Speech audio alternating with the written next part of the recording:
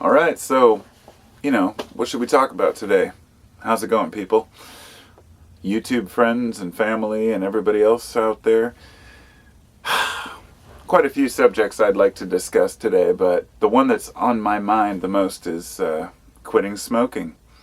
And I thought I could call it an annual video about smoking or quitting smoking.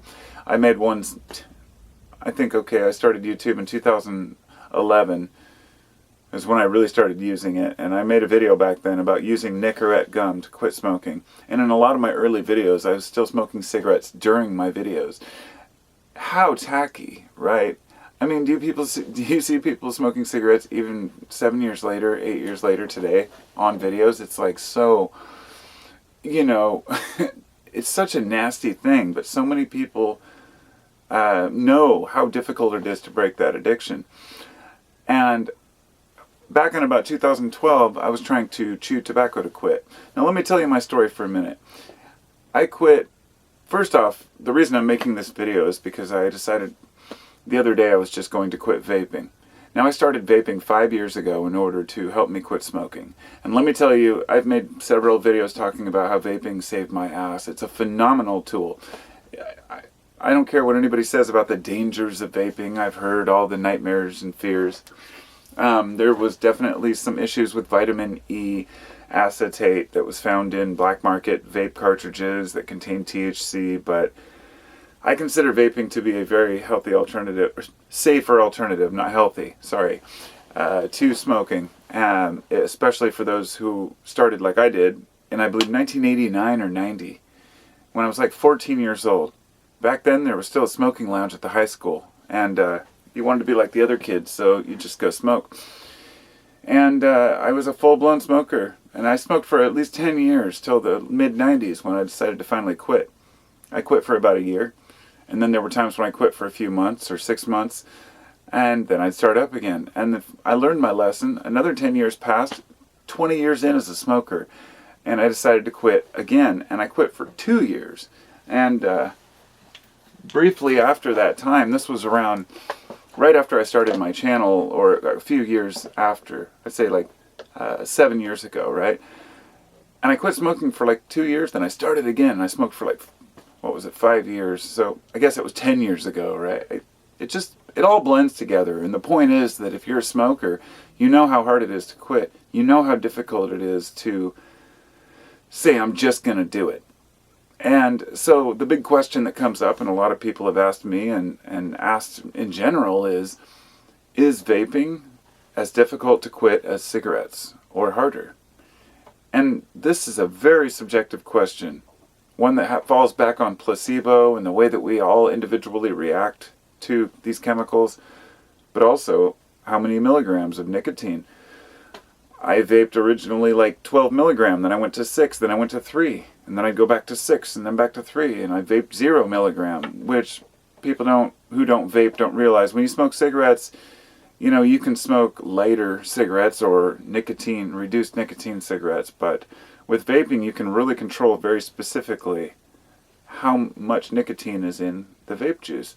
3 milligrams, 4.5, which was about my range, 4.5. So anyway, I just quit vaping about 2 days ago. Out of the blue, I ran out, and the state of Washington, thanks Governor Inslee for, my wonderful government, who is kind of like, there are parents, right, always watching out for us. The nanny state syndrome, where they banned all flavored vape.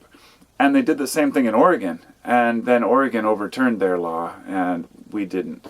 So in Washington, if I want to get vape juice, I have to go to Oregon. And I told myself, this is day 3. I said, all right, I'm just not going to go buy it, and I'm not going to order it online, and I'm going to try to just quit. The other night I drove to 3 different places looking for vape juice. I was like, all right, screw it. And I couldn't find any. They were closed. It was Sunday night, and I said, okay, well, that's a sign. I just got to stick with it. I understand how hard it is to quit these things. So I went down to the store, and I bought, and this takes me back, nicotine gum takes me back to a video I found of mine that I did like 6 years ago, maybe 7 years ago, maybe more, where I started chewing nicotine gum, and I still get comments and questions on that. People saying, I've been trying to quit smoking, and does the gum work? Do the patches work?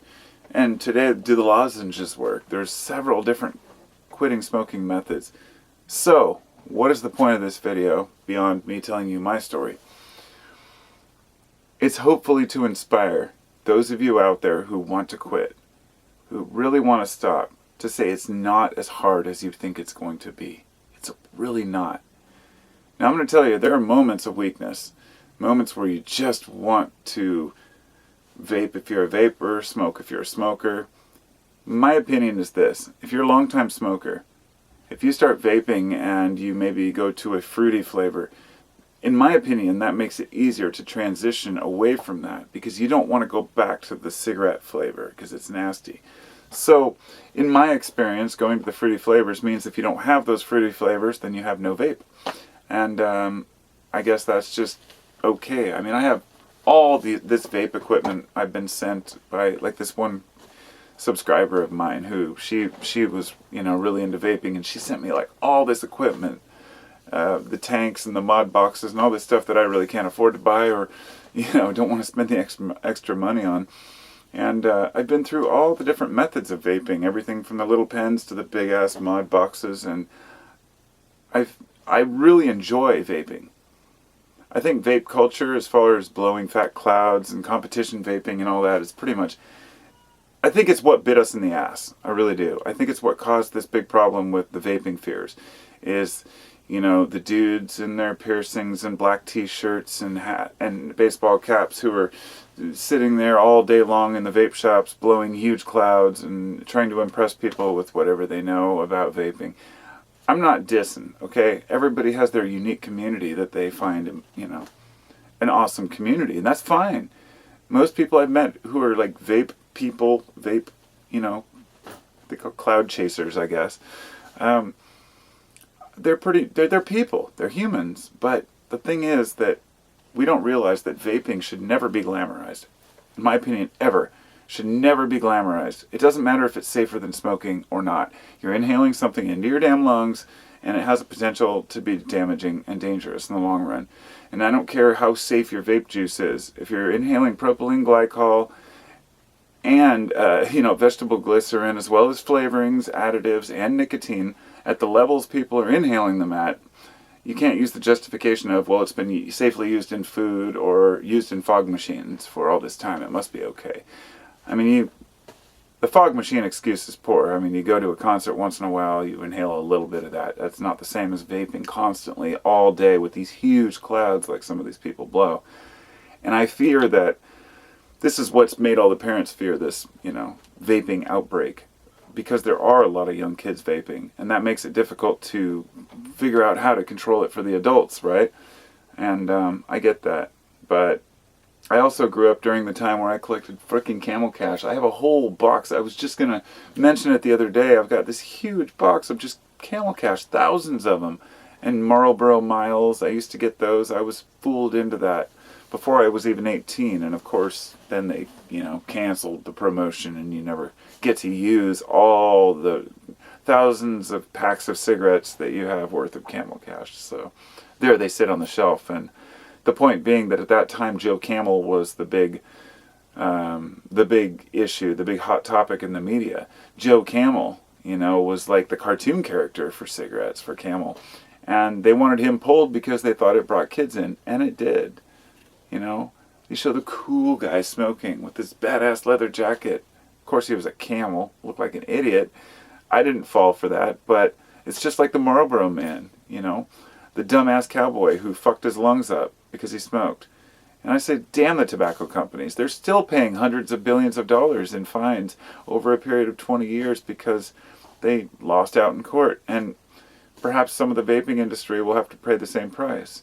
Even though I believe Marlboro, or Philip Morris rather, has a 30% stake in Juul, which is one of the main vaping, you know, companies. I don't know what to think about the whole thing. But to come full circle, I enjoyed vaping, and I've now tried to quit again, just like I did with smoking. And so now I should answer that question. Is vaping harder to quit than smoking? For me, it is. Not harder, but equally hard. Even though I was vaping less nicotine and I wasn't vaping very strong, because here's the thing that a lot of people don't understand. This is why it's frustrating for smokers when people say, oh, you shouldn't smoke, it's bad for your health. Sorry, that's bullshit. Come on. We all know that. When I'd have people even say that to me when I was buying them in the store, like, these things kill you, I would get pissed at them. I'd be like, you know what? I'd pull this sarcastic act some of the time, but, yes, smokers know what they're doing to themselves, okay? Very few smokers smoke and think it's, this super grand thing, but a lot of us were fooled. A lot of us have that addiction, the oral fixation that goes beyond nicotine. So for those who think it's just addiction to nicotine, it's not. It's not addiction either all the time. If you're vaping and it doesn't cause you any health problems and it's not harming your finances, then it's not an addiction, because an addiction by definition is something that causes you problem in your life that you can't stop doing, in spite of the fact that it causes you issues, problems. But if you smoke cigarettes, that is an addiction, because you know that smoking itself is the number one preventable cause of death in the U.S., that more people die from smoking related complications than I believe anything else. I think heart disease is up there, but who knows. The point is, it kills you, and we all know it, and the people who smoke know it. You're trying the best, doing the best thing you can, move to vaping, and it's very difficult. So it doesn't matter how spiritual you are, or how aware or intelligent you are, you still fall into those same loopholes and those same, pitfalls, rather, where you find yourself wanting a cigarette or a vape. And thank goodness you have the willpower to not do it. And I'll just tell you this, those feelings pass. When I quit, I might have like 10 or more cravings a day, but they pass within 1 minute or less every time. You really want a stogie? You really want a vape? You really want your chew? And believe me, I've chewed before. I know the addiction to chewing tobacco as well. Nicotine has been a friend and an enemy. So, those are my thoughts on it. I just wanted to talk about smoking tonight, and I hope that somebody out there who wants to quit smoking or wants to quit any form of nicotine, might take a step out and try it. I haven't done the lozenges, but I'm sure they're similar to the gum. But the patches, for those who might ask, the nicotine patch for me didn't work. Transdermal patches are too long to wait for them to kick in. You have to take them constantly. And most smokers like a buzz. They don't like a constant flow of nicotine. They want their buzz, move on. Yeah. Sound like a druggie talking about nicotine, but hey, when you smoked for 30 years or, consumed nicotine for 30 years, you know what I'm talking about. And, it's true. Some people smoke their whole lives, never have complications. I actually feel healthier now than I ever did when I was younger, because when I was smoking, I'd have chronic bronchitis and certain seasons, and it was, God, it's a horrible feeling to cough and to have that phlegm from smoking, and then when you quit, you're very grateful that you did. You won't regret it if you quit. Whoever you are, wherever you are, and wherever you may be. And since I was a kid, so many people have quit. So I just hope that trend continues. And damn it, I'm not going to vape. I'm going to beat this thing. I'm going to do it again. And what it comes down to is keeping your hands clear. This is the lesson to be learned. Keeping your hands empty. And vaping was different than smoking because I could carry it everywhere. I could vape even in concerts. I could vape anywhere I wanted, and I could carry it to bed and vape in bed, even if I want. It's horrible to say, but it's so easy to vape anywhere you're at. You don't have to light it or worry about any of that. So it meant that you were constantly holding it, and that's what we call vape hand. So I've conquered that, and I'm going to beat it. It's a new year. I know I can do it.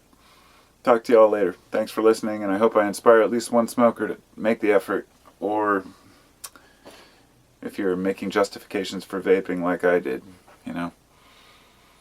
Be well. Take care.